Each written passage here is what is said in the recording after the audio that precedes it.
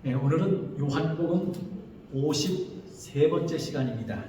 오늘 우리가 함께 나눌 말씀의 제목은 하나가 되게 하옵소서 하는 제목입니다. 예수님께서 마지막 기도하신 장면들, 기도하신 내용들을 우리가 살펴보고 있지요. 네 번째 시간입니다. 예수님의 마지막 기도 네 번째 시간, 하나가 되게 하옵소서. 어느 날 아침 낯선 전화번호가 제 전화기에 찍혔어요. 아침 이른 시간이었습니다. 그래서 그 낯선 번호는 받기가 상당히 좀 망설여지잖아요.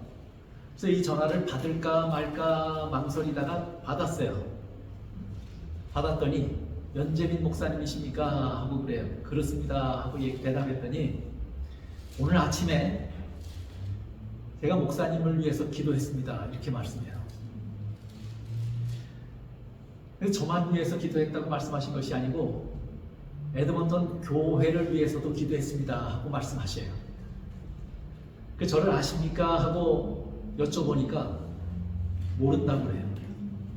근데 어떻게 제 이름을 알고 기도를 했으며 어떻게 전화번호를 알아서 이렇게 연락을 하셨습니까? 하고 말씀을 여쭤봤더니 우리처럼 아침에 제가 7시에 단톡방에 아침 기도력을 올리잖아요. 그리고 오늘은 누굴 위해서 기도하자 하고 말씀하지 않습니까? 아마 그분 출석하는 교회에서도 그 목사님이 아침 기도력을 올리는 모양이에요. 교회 단톡방에 기도력을 올리면서 오늘 누구를 위해서 기도하고 하는 우리와 똑같은 방식으로 기도를 요청해요. 그런데 제 이름이 거기 올라간 거예요. 제 이름이 올라갔고 우리 교회 이름이 올라간 겁니다. 우리는 우리 교우님들 가족들을 돌아가면서 우리가 기도를 하는데 그렇게 기도했다고 그래요. 그래서 그 교회 목사님 혹시 제 친구가 있나 해서 물어봤어요. 그 교회 목사님이 누구십니까? 하고 여쭤봤더니 모르는 분이에요.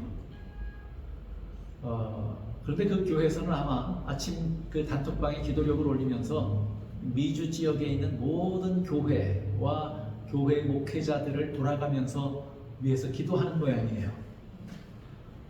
우리보다 좀 규모가 크죠, 기도하는 규모가. 그런데 그분이 그렇게 아침에 기도를 드리고 전화를 하신 거예요. 오늘 우리 교우님들이 목사님과 목사님의 교회를 위해서 기도드렸으니 오늘 안전하고 행복한 하루 되십시오 하고 이야기를 해요. 제가 그 전화를 받고 우울했을까요? 기뻤을까요? 제가 감사합니다 여러 번 말씀을 드렸어요. 그리고 그 교회 목사님께도 꼭 이 감사를 좀 전해 주십시오. 우리가 누굴 위해서 기도해도 이만큼 기도한 분을 향하여 전화를 해서 내가 당신을 위해서 이렇게 기도했습니다. 오늘 용기를 가지고 기쁘게 사시기를 바랍니다 하고 전화하는 성의는 그렇게 큰 성의는 우리가 잘 보이지 않아요. 그렇죠? 제가 믿기로는 여러분들도 아침 기도력을 읽으시고 누굴 위해서 기도하자라고 말할 때 아마 그분을 위해서 기도하실 겁니다. 네. 오늘 누굴 위해서 기도하셨어요? 박재현 형제를 위해서 오늘 기도해달라고 부탁을 했습니다.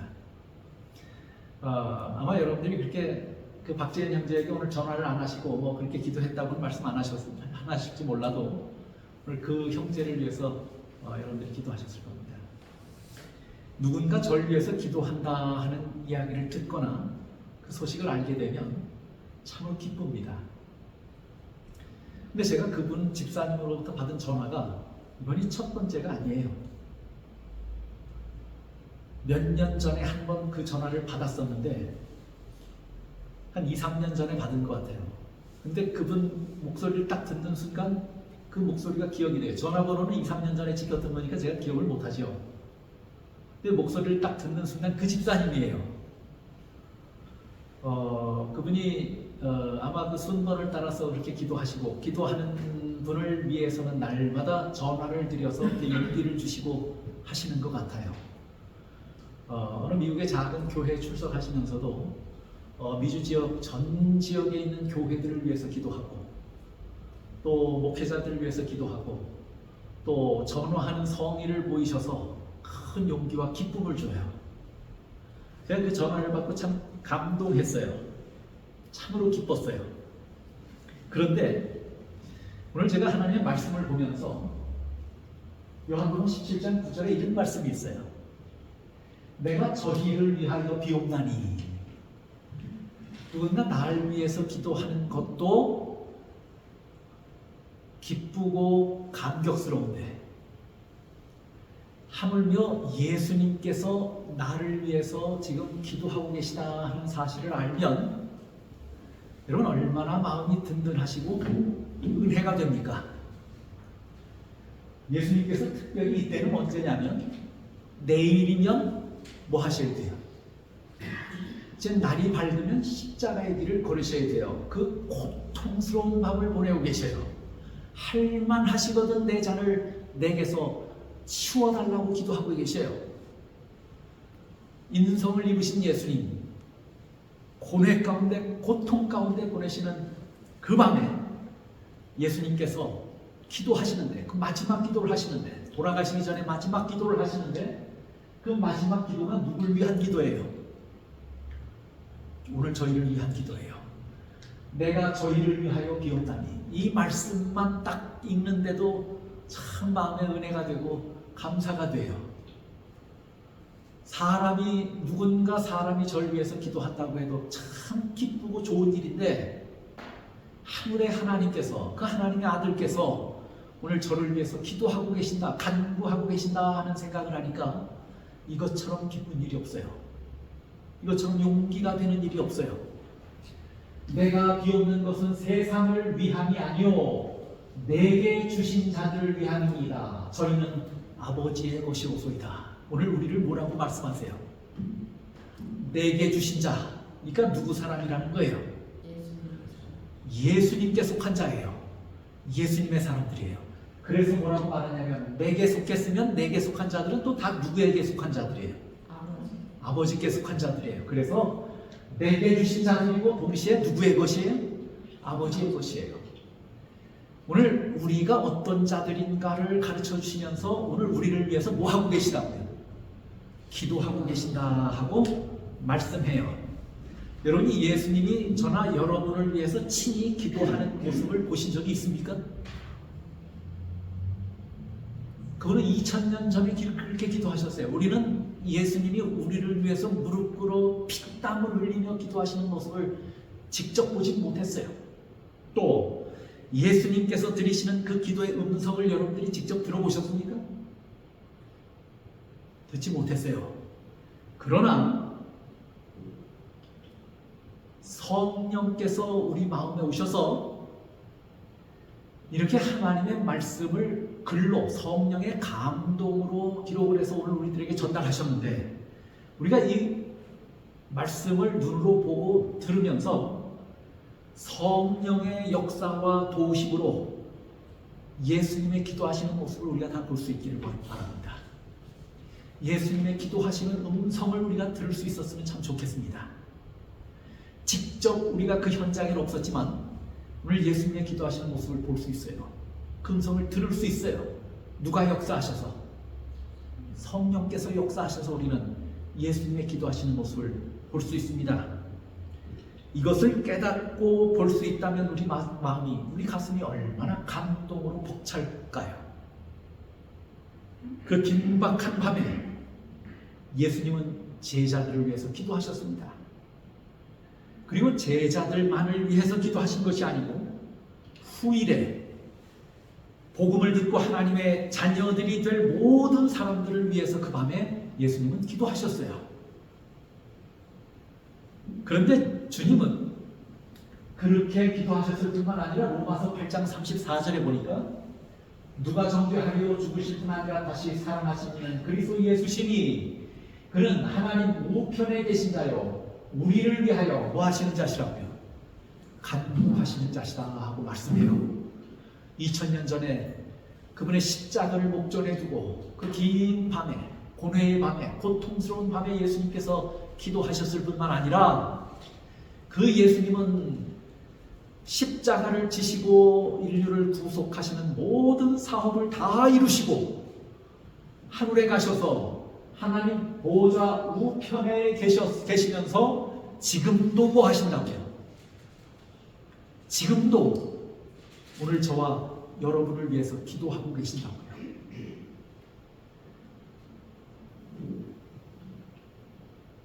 그런 면에서 예수님이 그때도 기도하셨고 지금도 오늘 저의 이름을 부르면서 오늘 여러분들의 이름을 각각의 이름을 부르면서 기도하고 계시다면 저나 여러분은 이 세상의 수많은 사람들 중에 보잘것없는 사람들이 결코 아닙니다.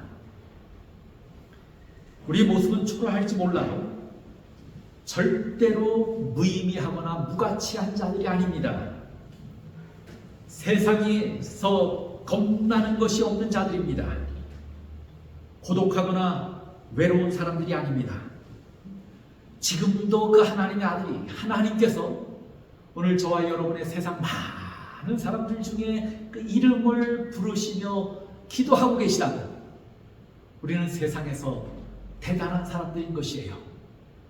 예수님께 속한 자들이고 하나님의 것입니다. 자, 그렇다면 주님께서 오늘 저나 여러분을 위해서 과연 뭘 기도하고 계실까요? 아까 예수님께서 기도하시면서 내가 저들을 위하여 비옵나니 하고 말씀하셨죠. 기도하시죠. 그 다음에 하나님 우편에 앉으셔서 지금도 기도하십니까? 지금도 기도하시는데 뭘 위해서 기도하실까요? 무슨 기도를 하실까요? 예수님은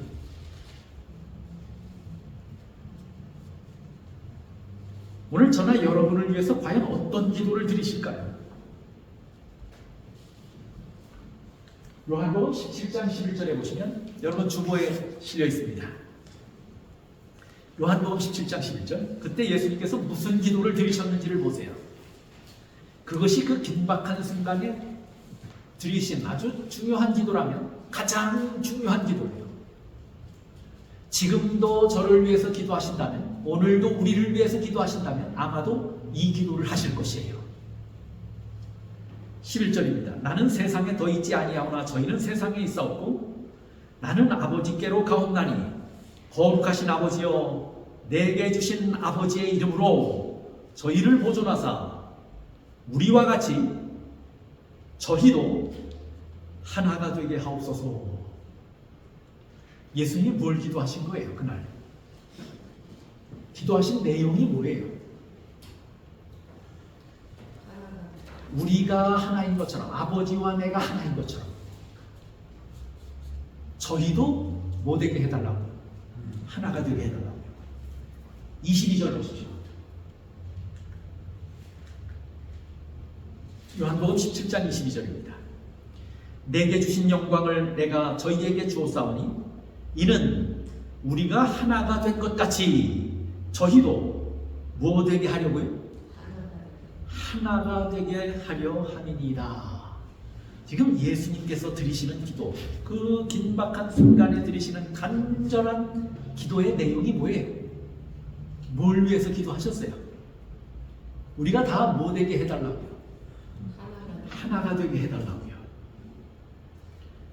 예수님은 당시에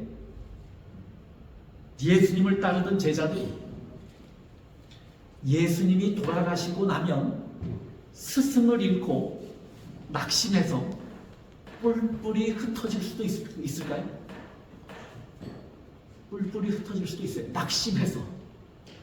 실제로 예수님이 돌아가신 것을 알고 사도 베드로나 어부였던 제자들은 뭐 하러 갔어요? 다시 고기 잡으러 갔죠? 흩어졌어요? 흩어졌어요. 예수님께서는 그런 모습을 보셨을까요? 보셨을 겁니다. 스승을 잃고 낙심해서 뿔뿔이 흩어질 제자들의 모습을 보셨어요. 그런 모습을 보시고 예수님께서 뭐라고 말씀하시냐면 그들이 뿔뿔이 흩어져 나뉘어져서 힘 잃고 용기 잃고 낙심하여 살지 아니하고 서로 모여서 연합하여 하나가 되므로 뭐 하지 않게 해요? 낙심하지 않고 그를 부르신 소명을 기억하여 소명대로 살게 하기를 원하시는 마음에 예수님께서 무슨 기도를 드리신 거예요? 저들이 낙심하여 뿔뿔이 흩어지지 않고 뭐 하게 해달라고요? 연합하여 하나가 되게 해달라고요. 그 다음에 예수님께서 돌아가셨을 때 아마 제자들은 누구의 죄가 더 큰가를 논쟁했을까요? 누구의 죄가 더 큰가? 만약에 그런 논쟁이 시작되면 서로 무슨 일이 벌어질까요? 그들 사이에 분열되는 일이 벌어질 거예요. 그 조직이 뭐예요? 와야 되는 것이에요. 예수님께서는 예수님이 돌아가신 후에 제자들의 모습이 어떻게 될까 하는 것을 내다보시고 그것을 염려하셨어요. 그리고 그렇게 되지 않게 하기 위해서 예수님은 지금 뭐 하고 계신 거예요? 기도하고 계신 거예요. 완악한 마귀의 세상에서 하나로 연합하여 세상에 속하지 아니하고 뭐가 되어야 돼요? 그들은 빛이 되어야 돼요. 예수님께서 들려주신 말씀을 증거해야 되고 예수님께서 남겨주신 사역을 그리고 예수님께서 하셨던 일보다 더 큰 일을 해야 했습니다. 이를 위해서 제자들이 부르심을 받았어요. 그런데 예수님은 돌아가시는 것이에요. 그러면 예수님이 돌아가신 후에 남겨질 제자들의 모습이 걱정스러우셨을 거예요. 그래서 그들을 위해서 기도하셨어요. 그런데 요한복음 17장 20절에 보면 이렇게 말씀해요. 내가 비옵는 것은 이 사람들만 위함이 아니요. 이 사람들은 누구예요? 제자들이죠. 제자들만을 위한 것이 아니요. 저희 말을 듣고 제자들의 말을 듣고 제자들의 증거를 듣고 나를 믿는 사람들도 위함이니 그랬어요. 그러면 예수님이 그날 밤에 하신 기도는 제자들만을 위해서 하신 기도입니까? 아니에요. 후대의 제자들의 말을 듣고 예수 믿는 사람들이 생겨났어요? 생겨났어요. 오순절 이후에 3,000명, 5,000명씩 예수를 믿고 나올 때 수많은 사람들이 예수를 믿었어요. 박해가 심해지자 제자들은 뿔뿔이 흩어졌어요. 이것저것 흩어져서 그곳에서 그들이 목숨을 걸고 복음을 전했어요? 복음을 전하는 곳마다 회심하여 예수를 믿고 일어나는 자들이 있었을까요? 예수님의 예언처럼 예수님의 말씀처럼 예수님이 하셨던 일보다 더 큰 일이 일어난 거예요. 그러면 그날 예수님께서 제자들만을 위한 것이 아니고 후대의 제자들의 말을 듣고 예수 믿을 사람들을 위해서 기도했다고 한다면 초대교회의 모든 교인들을 위해서 기도한 것입니까? 네. 그들의 말을 듣고 예수 믿은 사람들이 또 있었을 거예요. 그렇죠? 그들의 말을 듣고 예수 믿은 사람들이 또 있어요. 그렇게 복음이 전해 내려와서 누군가를 통해서 오늘 누구에게까지 온 거예요? 오늘 전하 여러분에게까지 온 거예요. 나를 믿는 모든 사람들을 위함이니라고 말씀했을 때 그 안에는 누구도 들어가는 거예요. 그래서 당시에 제자들의 말씀을 들은 사람들과 초대교회와 그 이후의 세대와 오늘 누구에게까지요? 오늘 우리에게까지 예수님께서 드리신 그날의 기도는 오늘 우리들을 위해서도 드려졌다고 성경은 말합니다. 부조화 선지자 520쪽에 이렇게 말해요. 이러한 가장 감명적이고 놀라운 기도가 각 시대를 통하여 내려와 오늘 요한복음 7장 20절에는 제자들의 말을 듣는 사람들도 위한 것이다 라고 설명을 했는데 증언의 말씀은 그 말씀을 설명하면서 뭐라고 말하냐면 제자들의 말씀을 듣는 사람들은 시대가 한정되어 있었을 거예요. 그렇죠? 제자들이 그래서 가장 마지막 사도 요한이 살았을 때까지입니까? 그러면 제자들의 시대는 그때까지예요. 그렇죠? 그러면 제자들의 말을 들은 세대는 그 세대까지라고요.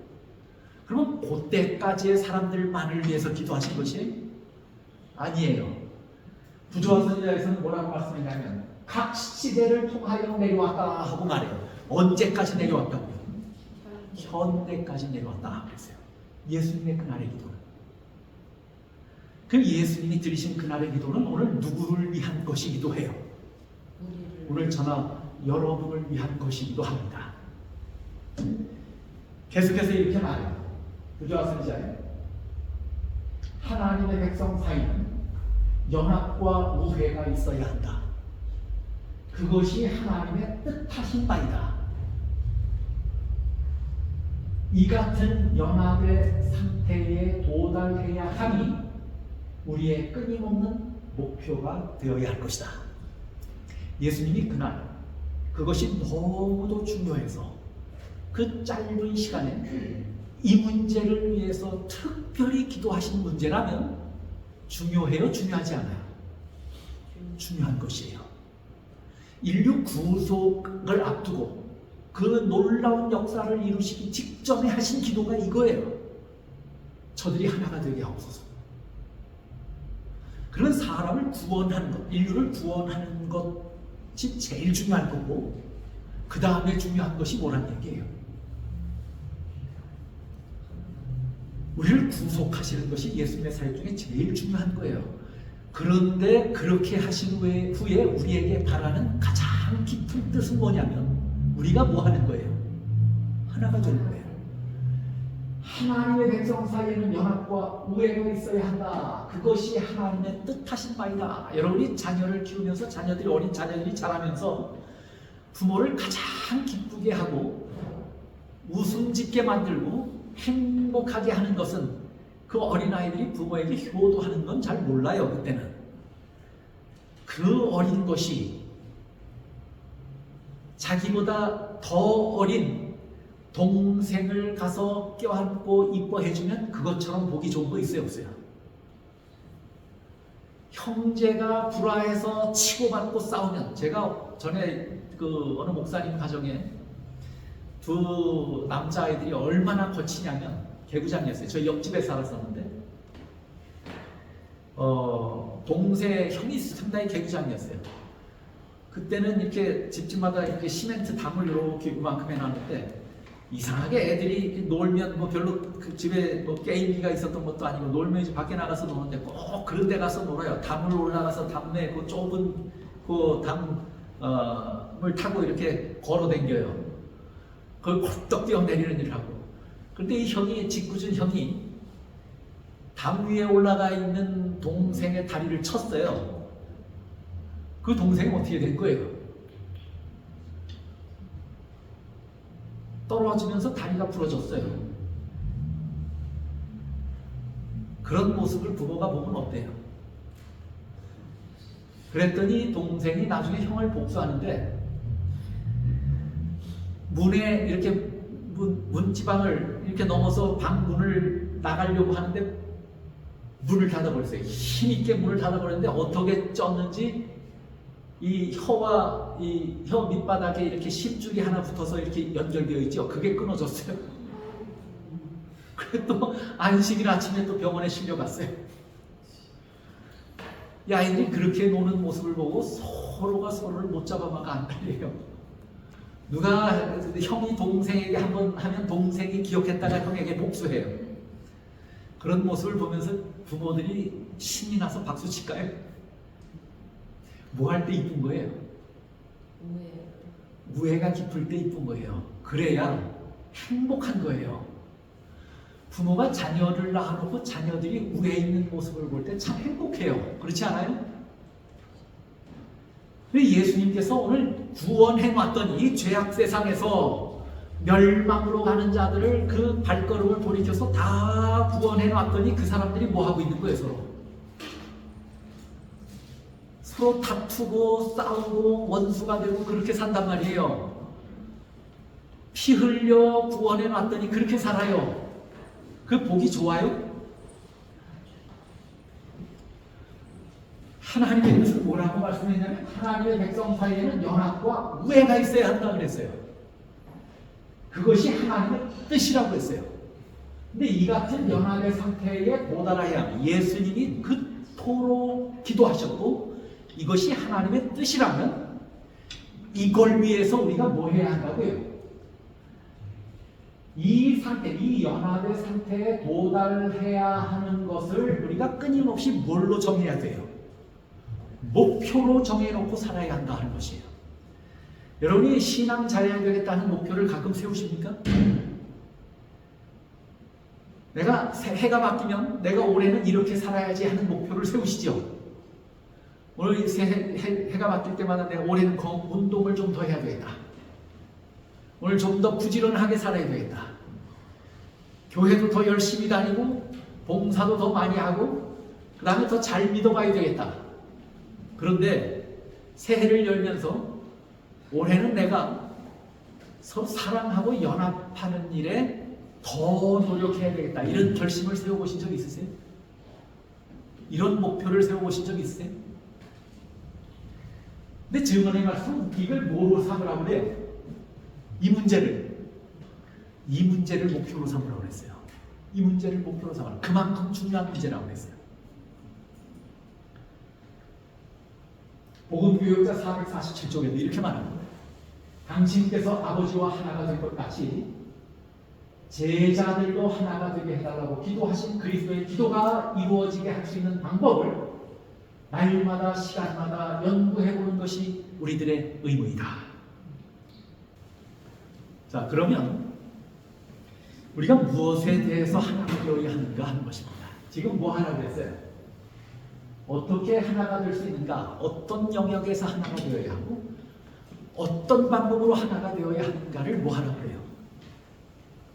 하나가 된다고 하는 목표를 설정하고 하나가 되기 위해서 뭐 하라고 권면해요? 그 방법을 찾아서 뭐 하라고? 연구하라고. 그만큼 중요한 문제라고.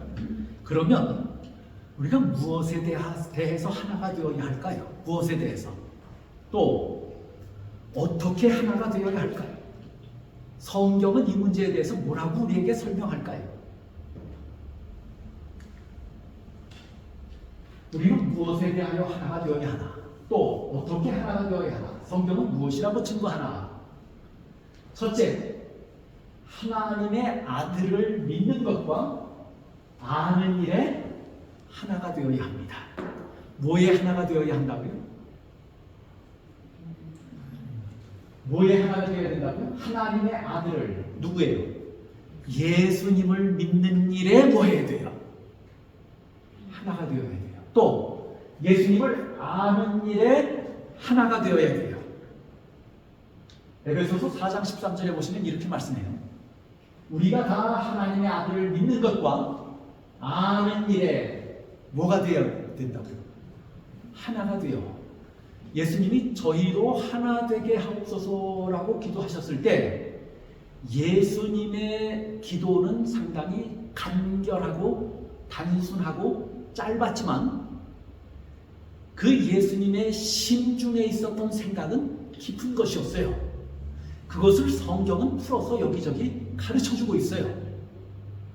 그런데 뭐라고 가르쳐주고 있냐면 하나님의 아들을 믿는 것과 아는 일에 하나가 되게 해달라고 기도하셔요. 이렇게 하는 것을 목표로 세우고 이렇게 되기 위해서 뭐 하라는 얘기예요? 연구하라는 거예요. 우리는 진리로 하나 되어야 합니다. 예수님께서는 저희를 진리로 거룩하게 하옵소서라고 기도했어요. 그렇죠? 그들 모두가 진리 가운데서 거룩해짐으로 하나가 되어야겠어요. 진리로 하나 된다는 말은 다른 말이 아니에요. 진리로 하나 되어야 한다, 하나 된다는 말은 하나님의 아들을 믿는 것과 아는 일에 뭐 되는 거예요? 하나 되는 것이 진리로 하나 되는 거예요. 예수님을 알고 예수님을 믿는 것이 뭐예요? 예수님이 진리고 예수님의 말씀이 진리예요. 그렇죠? 그러면 예수님에 대하여 예수님의 말씀을 알고 예수님을 알고 그 다음에 예수님을 믿는 것이 것에 하나가 되게 해달라고 했는데 이게 다 무엇 가운데서 하나 되는 거예요? 그러면 진리 안에서 하나 되는 것입니다. 교단에 내노라는 학식 있는 분들이나 또는 영성 있는 목사님들만 하나님의 아들을 알고 믿는 것이 아니에요. 이 일에 우리 모두가 하나가 되어야 합니다. 우리 개개인, 우리 각자가 각각 예수님을 믿고 각각 예수를 알아야 돼요. 그러면 뭐 안에 있는 거예요? 우리가 다 진리 안에 있는 것이에요. 진리 안에 있을 때 그게 뭐예요? 하나예요. 이 말씀은 우리가 두 가지로 생각을 해볼 수 있어요. 첫째는 뭐냐면 똑같은 예수님을 믿고 똑같은 예수님을 알아야 돼요. 똑같이 하나님의 말씀을 아는 지식이 있어야 돼요. 다시 말하면 우리의 믿음이 같아야 돼요. 같은 것을 알고 같은 것을 믿어야 돼요. 우리의 신념이 같아야 돼요. 그래야 뭐예요? 하나예요. 우리 재림교회 안에서 예수님에 대하여 서로 다르게 하는 사람들이 있습니까? 없습니까? 있어요. 예수님의 인성 문제가 나오면 피 터지게 싸워요. 예수님에 대해서 각기 다르게 알아요. 우리 진리를 가진 재림교단 교인이라고 말하면서도 예수님에 대하여 동일하게 알지 않아요. 그리고 조금 다르게 아는 자들을 위해서 마치 원수처럼 대해요. 그러면 그게 하나예요? 하나가 아니에요?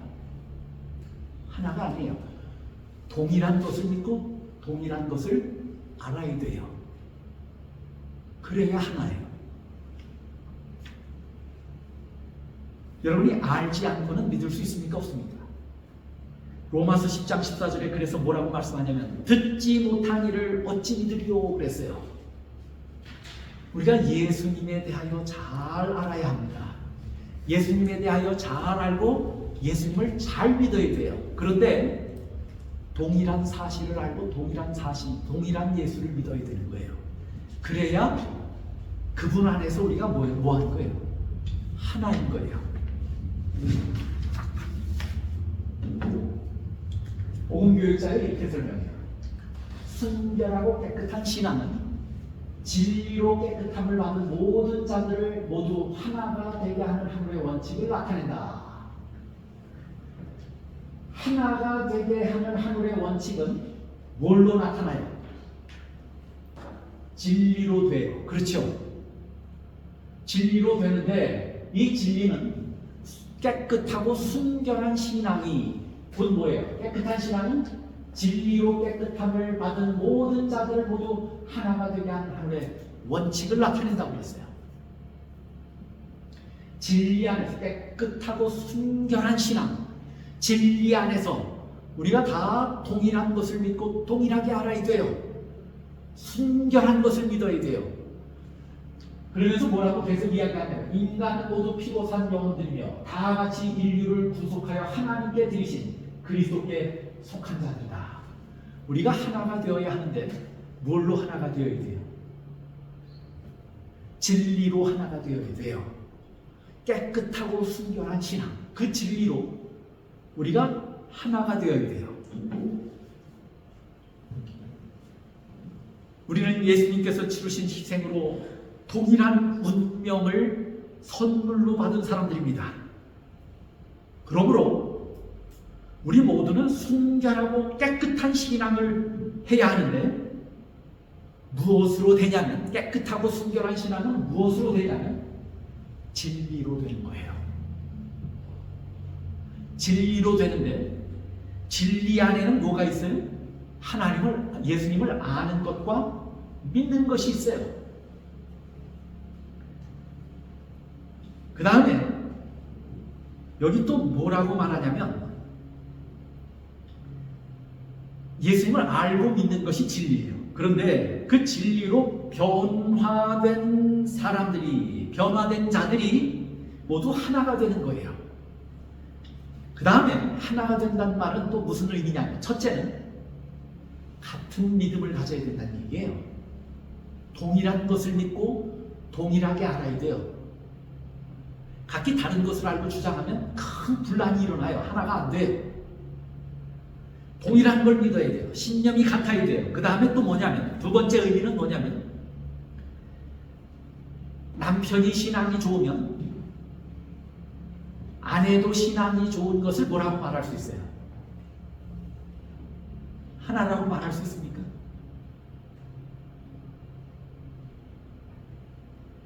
두 번째 의미는 뭐냐면, 첫 번째 의미가 동일한 것을 믿고 동일한 대상을 알아야 된다라는 의미라면, 하나가 된다고 하는 말의 두 번째 의미는 하나같이예요. 하나같이 잘 믿고 하나같이 잘 알아야 돼요. 다시 말하면 남편이 좋으면 아내도 좋아야 돼요. 누군가 신앙이 좋은 분들에 대해서 우리가 소식을 듣습니까? 안 듣습니까? 어떤 분이 참 신앙이 굉장히 좋다더라 하는 분들의 소식을 들어요? 안 들어요? 들어요. 교회 안에도 신앙하는 분들의 신앙의 수준이 다 같아요? 달라요? 다르죠?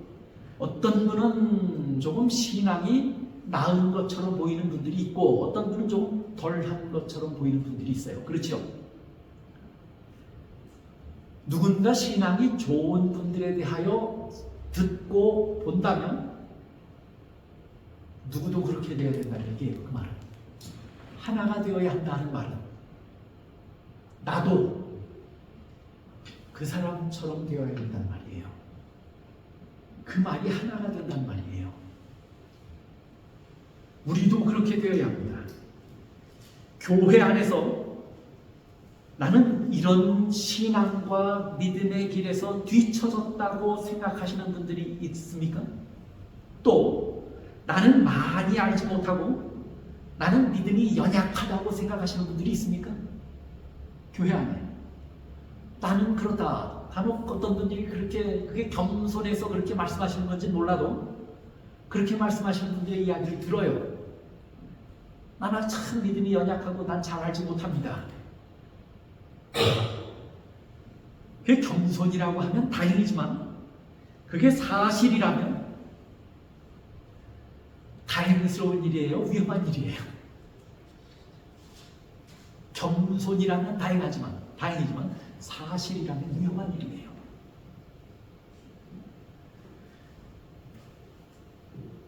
우리 모두가 이 일에 하나같이 되어야 합니다.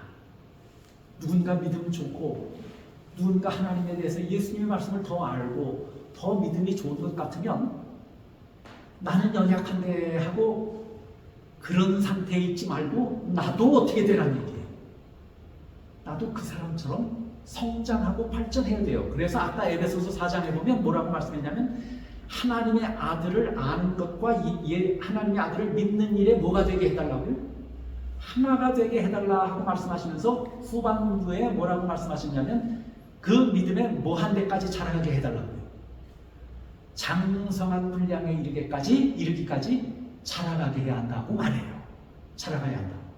그 말이 무슨 말이냐면 하나님을 아는 것과 믿는 일에 우리 모두가 동일하게 다 뭐 하라는 얘기예요. 똑같이 자라가라고 하는 얘기예요. 내가 좀 뒤처졌다고 생각하면 더 분발해야 돼요. 똑같이 자라가라고 하는 얘기예요. 그래야 뭐가 되는 거예요? 그래야 하나가 되는 거예요. 예수님이 드리신 하나가 되게 해달라고 드리신 그 기도는 예수님의 말씀과 예수님을 믿는 일에 동일한 믿음을 갖게 해달라는 것이에요. 또 하나는 어떤 분은 믿음이 좋고 어떤 분은 믿음이 연약해요. 그렇게 하지 말고 똑같이 믿음이 자라고 예수님을 아는 지식이 자라서 믿음의 장성한 분량에 이르기까지 우리 모두가 함께 자라감으로 하나가 되게 해달라고 기도한 거예요.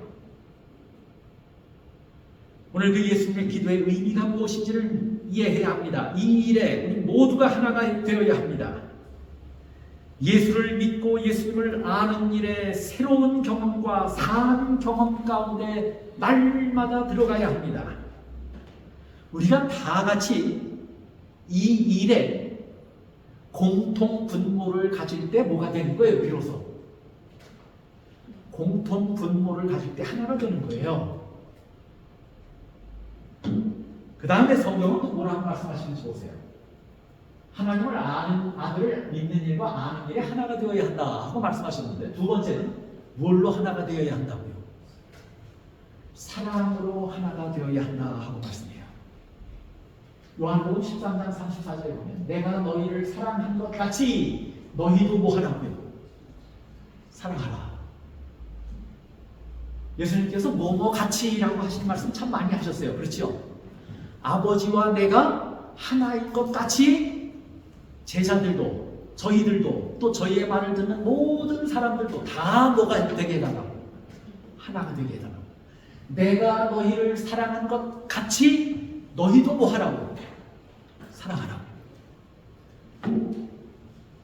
사도 바울은 빌립보서 2장 2절에 이렇게 말합니다. 마음을 같이 하여 같은 사랑을 가지고 뜻을 합하여 한 마음을 품어. 이걸 다 읽으면 이게 하나예요, 둘이에요?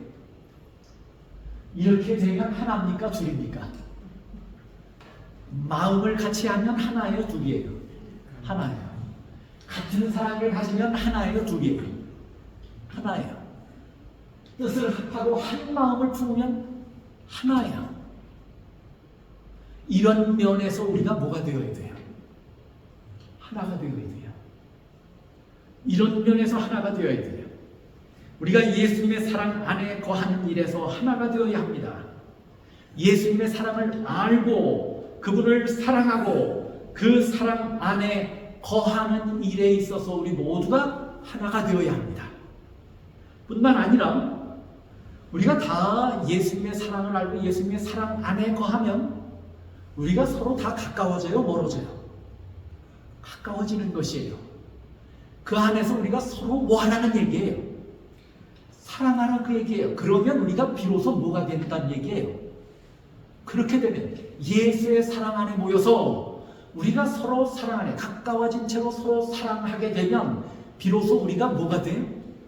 하나가 되는 거예요. 복음교육자에 이렇게 말합니다. 말과 행동에 사랑과 친절이 나타나고 일꾼마다 각각 그 맡은 직무를 신실히 시행할 때에 그리스도께서 당신을 따르는 자들이 서로 화합하여 하나가 되게 해달라고 간구하신 기도가 응답될 것이며 그랬어요.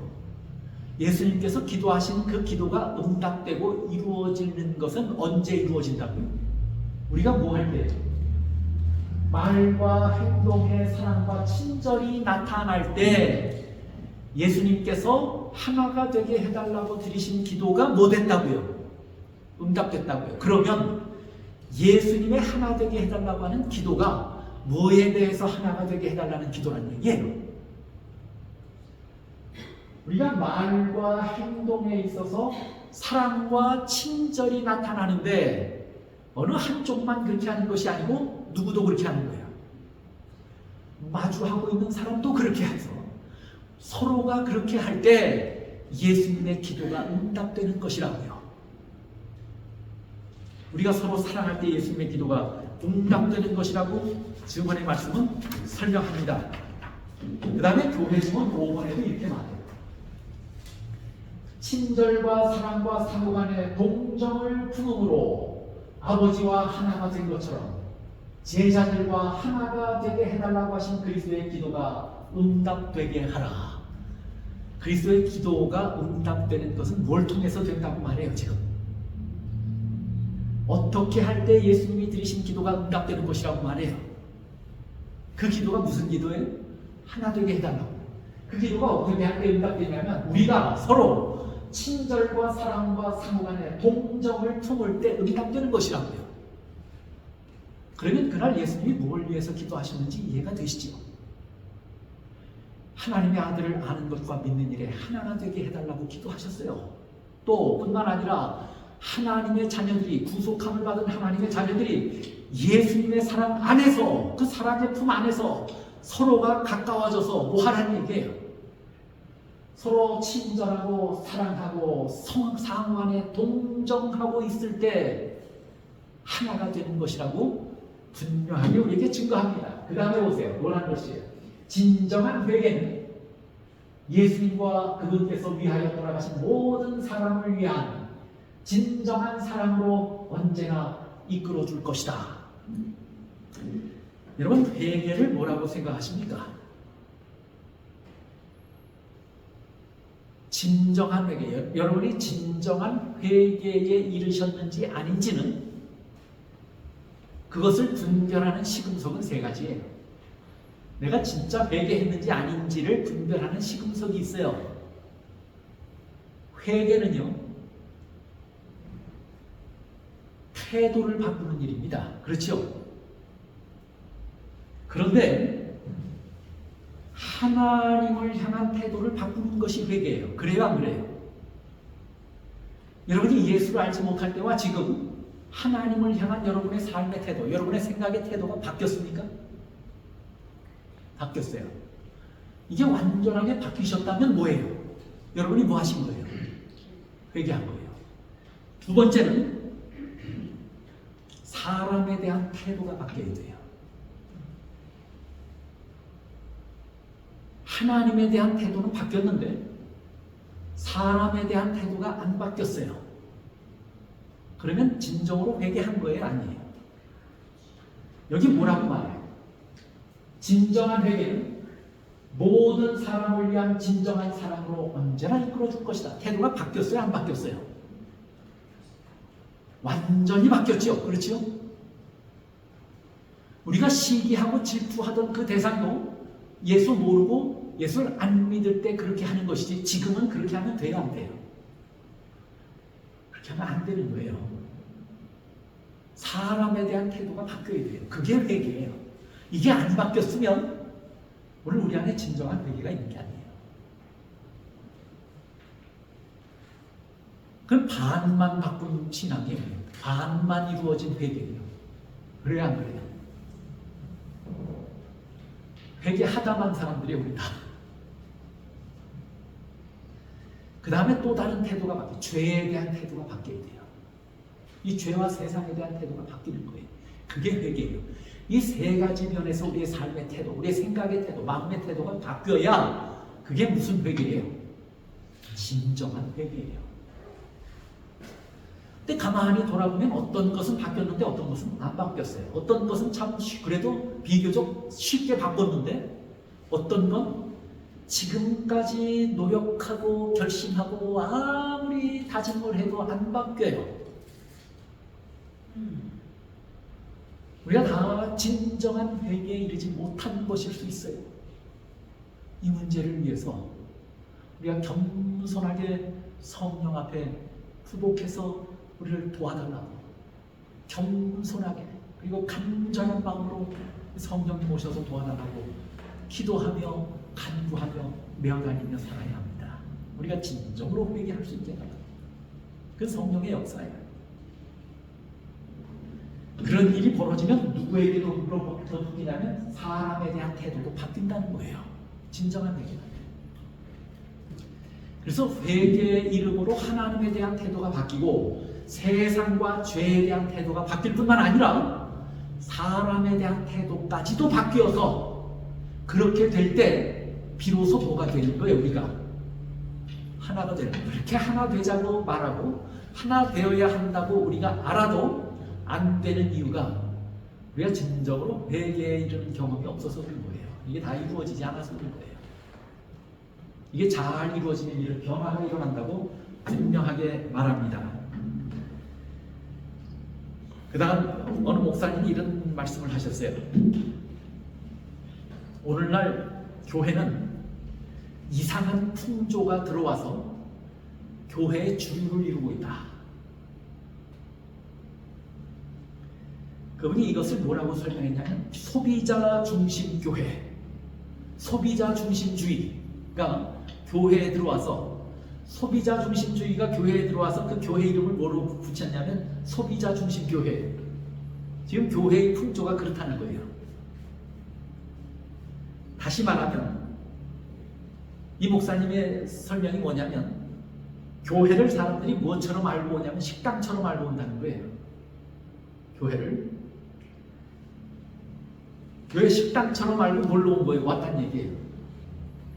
주인으로 왔다는 얘기일까요? 손님으로 왔다는 얘기일까요? 마치 교회를 식당쯤인 것으로 알고 뭘로 찾아와요? 손님으로 찾아왔어요. 주인으로 온 것이 아니에요. 그러다 보니까 섬긴다고 하는 생각보다는 무슨 생각으로 오는 거예요? 섬김을 받을 작정으로 교회에 나오는 거예요. 우리가 이거 잘못하면 교회 떠날 사람들이 많을 거예요. 내가 대접받지 못하고 인정받지 못하고 섬김을 받지 못하면 오늘날 많은 교회들이 그런 면에서 사람들이 뭐해요? 자기 자리 찾아 있지 못하고 다 뭐해요? 떠나는 거예요. 그런 사람의 입에서는 평가와 비판이 많이 흘러나온다. 여러분 식당에 가시면 손님으로 가시면 평가합니까? 안 합니까? 기대하지 않았는데 반찬이 한 가지라도 더 나오면, 에드먼턴은 참 다른 지방이나 한국에 비하면 그 식당에 가시는 여러분들이 참 많이 부족하다 하는 거 느끼시죠? 그러다가 어느 곳에 갔는데 다른 데보다 조금 더 주면 어떠세요? 원래 기대하지 않았다 가셨다가 그러면 상당히 여러분 흡족하시고 기분 좋을 거예요. 그러나 여러분들이나 저는 뭐 가서 먹는 게 뭐 뻔하니까 어느 식당에 가나 맛이 비슷해요. 그리고 알고 갑니다. 각오하고 갑니다. 그래서 큰 기대 없이 가니까 괜찮은데 기대하고 가면 뭐해요? 대부분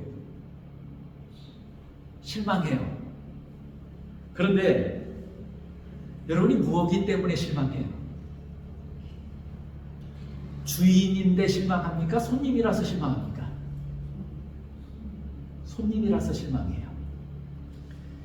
그 입에서 나오는 평가가 좋아요, 나빠요? 비판이 흘러나와요.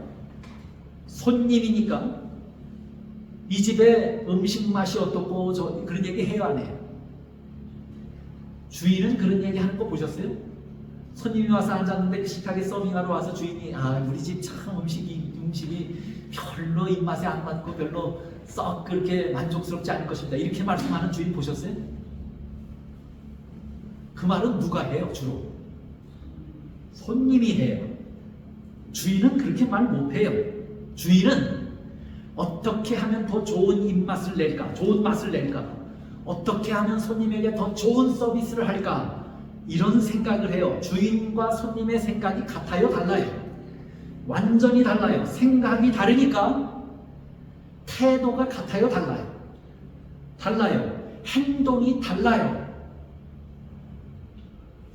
오늘날 교회의 팽배한 소비자 중심주의는 많은 교인들이 교회를 서비스 받는 곳으로 여기고 찾아오는 것이에요. 그런 사람들은 오면 여러 가지 성에 안 차는 것이 눈에 보일까요? 음악이 어떻고, 점심 식사가 어떻고, 사랑이 있느니 없느니, 또 뭐 부족한 부분이 보이면 그것에 대해서 아주 신랄하게 얘기합니까? 안 합니까? 그런데 손님이 아니고 주인이라면 그런 얘기 할까요? 안 할까요? 부족한 부분을 내가 채워야지. 이건 누구의 마인드예요? 주인의 마음이에요. 근데 오늘날 교회는 대부분의 사람들이 손님의 마음으로 교회를 찾아오기 때문에 오늘날 현대 교회는 소비자 중심주의가 팽배한 소비자 중심 교회가 되어버렸다. 그렇게 말해요.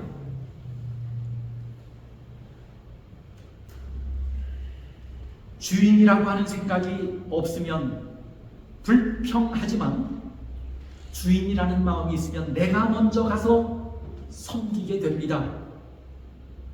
주인이 아닌 사람들은, 손님은 왜 섬기지 않느냐고 따지지만 주인은 그런 것 생각하지 아니하고 가서 섬깁니다.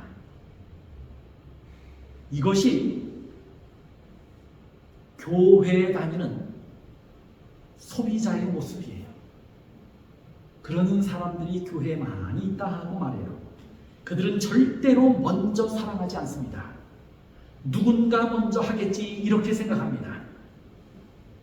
이런 사랑은, 이런 생각, 이런 사랑은 절대로 주님께서 우리에게 명령하신 그런 사랑의 모습이 아니에요. 오늘 우리가 사랑하는 일에 하나가 되어야 합니다. 서로 사랑하고 함께 사랑해야 합니다.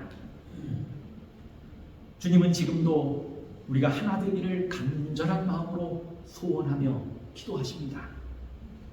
예수님을 아는 일과 믿는 일에 하나가 되기를 기도하십니다. 우리가 진리로 하나가 되고 우리가 사랑으로 하나가 되기를 예수님께서는 기도하고 계십니다. 진리로만 하나가 되고 사랑이 결여되어 있다면, 사랑으로 하나가 되지 않으면 싸나워지게 돼요. 진리는 무장했는데 사랑이 없으면 싸움꾼이 돼요. 진리는 가지고 있는데 사랑을 가지고 있지 않으면 이상하게 난폭하게 돼요. 교회 안에서. 반대로 진리는 가지고 있지 않으면서 사랑만 있으면 또 어떨까요? 그런 사람은 어리석은 사람들이에요. 진리가 그 속에 없어요. 위선이 될 수 있어요. 모든 걸 다 뭐 하면 된다고 말해요. 그 사람들은 사랑만 하면 되지 그렇게 말해요. 진리가 그 마음이 없습니다. 그래서 예수님은 뭐라고 말씀했냐면 진리로 하나가 되어야, 사랑으로 하나가 되어야 한다고 분명하게 말씀하고 있는 것입니다. 우리가 예수님을 알고 믿는 진리로 굳게 서야 하고 사랑을 널리 베풀고 사는 것이 주님의 뜻입니다. 특히 예수님 오시기 직전에 이 세상과 교회는 진리로 크게, 이 진리의 문제가 크게 흔들릴 것이에요. 거짓 선지자와 거짓 그리스도들이 나타나서 진리를 흔들 것입니다. 성경은 마지막 시대에 무엇을 예언했냐면 사람들이 무정하고 싸나워진다고 말했어요. 마지막 시대에는 진리가 위협을 당하고 진리가 공격을 받아요. 마지막 시대에는 사람들이 싸나워지고 무정해져요. 이 두 가지 문제에 우리가 빠지지 않게 하기 위해서 예수님께서는 뭐라고 기도하셨냐면 우리가 지금도 진리로 하나 되고 사랑으로 하나 되게 해달라고 기도하고 계신 것입니다. 우리가 하나님의 아들을 아는 일과 믿는 일에, 그리고 우리가 서로 하나님을 사랑하고 형제를 사랑하는 일에 하나가 되어야 합니다. 흔들림 없이 서야 합니다. 그러므로 우리의 그런 모습이 세상을 향해서 빛이 되고 증거가 될 때 우리가 누구인 것이 증명되는 거예요. 예수님의 제자들이라고 하는 사실이 증명되는 것이라고 말해요. 이 문제를 위해서 예수님께서는 뭐 하고 계셨던 거예요? 기도하고 계셨던 거예요. 교회증언 4권 19쪽입니다. 그리스도를 믿는 모든 사람들이 그리스도의 이름으로 하나가 되게 하시고자 하나님께서는 그분의 신이 사랑하시는 아들을 십자가의 고통을 당하도록 내어주셨다. 그리스도께서는 하늘 아버지와 연합되었지만 인간을 구원하고 그들을 서로 연합시키기 위하여 그처럼 큰 희생을 치르셨다. 그렇다면 그 연합을 보존하기 위하여 그분을 따르는 자들이 치르는 어떤 희생을 지나치다고 할 수 있겠는가? 예수님이 우리를 구원하실 뿐만 아니라 하나님의 사랑 안에 하나 되게 하기 위하여 그토록 험한 십자가의 길을 걸으셨다면 그 연합을 보존하기 위하여 그분을 따르는 자들이 치르는 어떤 희생이라도 우리가 지나치다고 말할 수 있겠느냐 그거예요.